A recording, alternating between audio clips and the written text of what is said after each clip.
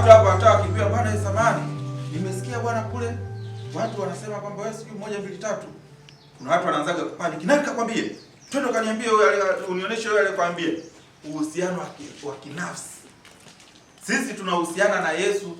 Mimi nafsi yangu kama mwanadamu ninahusiana na nafsi ya Yesu aliye Mungu kweli na mtu kweli. Napatana hapo eh? Na katika Ekaristi Takatifu manake ninaenda kuhusiana moja kwa moja na uungu wake. Na hivyo kama nafsi hai ina hisia ya kupendwa, napatana hapo eh?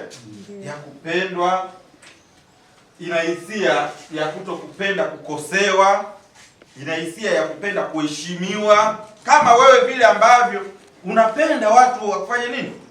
Wakuheshimu.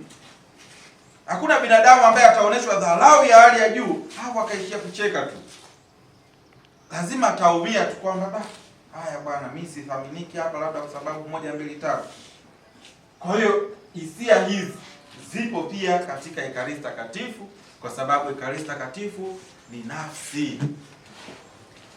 Ukidharau maana yake ni Yesu mwenyewe umefanya nini wewe? Umemdharau. Hata akikutazama anaona kwamba sasa huyu anajidai ni Mkristo. Kwa nini anidharau mimi kiasi hiki? Kukufuru ama kufanya kitu chochote kile ambacho kitakuwa kina najisi Ekaristi Takatifu, chenye kuleta dharau ama kufuru katika Ekaristi Takatifu.